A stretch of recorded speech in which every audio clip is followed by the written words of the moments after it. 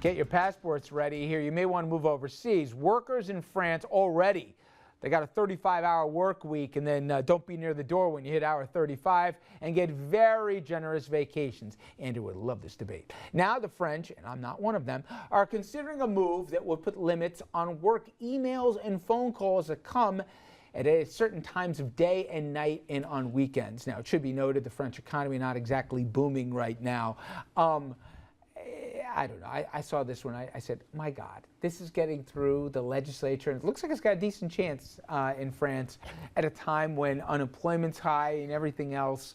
Am I being too dismissive of our friends in France? Asia loves them. Yes. Because they're just not going to be able to compete with the rest of the world. They're in a very competitive world, and if they don't understand it, too bad. They're going to lose out. Let me play devil's advocate, though, for a minute. Why should we be working 24 hours a day? And we are. All of us are. Well, they're doing 35 in a whole week. No, but come on. We are, you know, when my father was working. Then change your job. Well, no. No, change your job. I can't get much better. I'm a professor, Congressman. It's pretty good. Which is the biggest. But I worry about the rest of the human race. 4 hours a week. How many professors go 24/7? I do. But I'm saying, we're not getting paid more for that.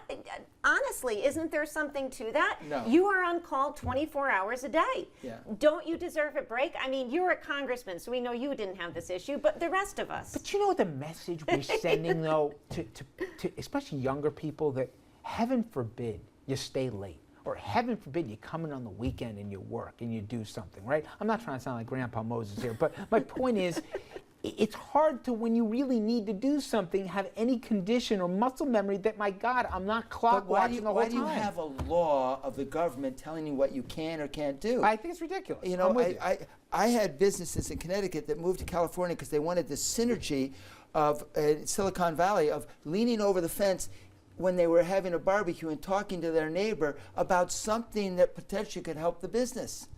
You know, it's just crazy. The government's trying to do too much. Well, let's be clear. I'm going to become a Republican. But the French one. They see things differently than the way we do. Right. Two students in Oregon speaking out after they were reprimanded for wearing anti-gay T-shirts Not to school. anti-gay. All right, I'll do this, and then you make the distinction. Their high school observed the National Day of Silence to recognize members of the LGBT community who are bullied. We don't think it's right that the school should have a full day supporting gays, and if it is okay, then we should be able to say that we do not approve of gays because we're religious. It's not okay. The students say, yeah, I don't know if they spelled that right either, but the teachers at the school told them to turn the shirts that those kids were wearing inside out or to take them off entirely. They refused, and no further action was taken. My educator friend, where does the line start and stop? Because if they had the N-word across that, right, they're being suspended, I would hope. But how about when they're talking intolerance, in that, the acceptance of gays shouldn't be there? I mean, going back a long time, the First Amendment does not apply to students in schools the way it does to everybody else in general society. I mean, schools have a duty, number one, to educate, number two, to keep the kids safe. So there's always been an ability on the school administration's part to curb rights and liberties that we think we enjoy outside of the schoolhouse gates. And that's a long-standing way in which we interpret the First Amendment. So absolutely, the administration could make the case. Certainly, they could bring it to court, the students' families, but the administration could make the case this is going to upset learning, this is going to upset other students, this is going to disrupt the environment, could cause a conflict. And certainly, you can always bring a court case, but we know that students in schools don't enjoy the same kind of First Amendment free speech rights that the rest of us do outside. And by the way, even outside, our First Amendment rights are not complete and full and free in the way we might think they are. Let me make it harder, though, Dominic. Let's say somebody is wearing a T-shirt for a candidate they really liked, a candidate, let's say, that espoused some very disturbing views. Like the French to turn off emails after would you, where does the line start and stop between what's offensive to one is just free speech for someone else? Well, I would imagine it would depend on the school administrators. Or of course they would have the final decision. But if you want to wear a T-shirt supporting a candidate, I don't see, even if they're out there with their beliefs, I don't see anything necessarily wrong with that. But I do have a problem with two kids. You know, people want to have positive thoughts about themselves, self-esteem. Why ruin it? Yeah. Which two knuckleheads? I mean, ooh, let's wear an anti-gay T-shirt.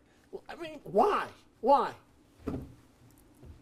Well, the T-shirt I saw was anti-gay.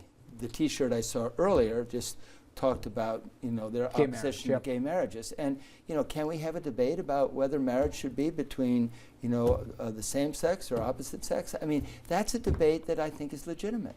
Is a But high wear it- school an wear it on a acceptable place for that debate? Maybe not, but I'm getting to feel that political correctness is dominant, and that means you have no debate. I just remember when I was in Congress early on, we talked about lots of things. We debated them. Now we don't talk about it.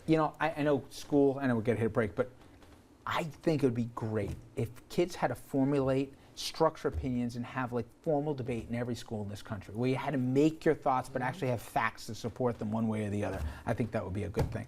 Okay, I know we're up against it. Dominic, Congressman, Jeannie, thank you all very much as always. All right, when we come back here, we're going to talk minimum wage. Stay with us.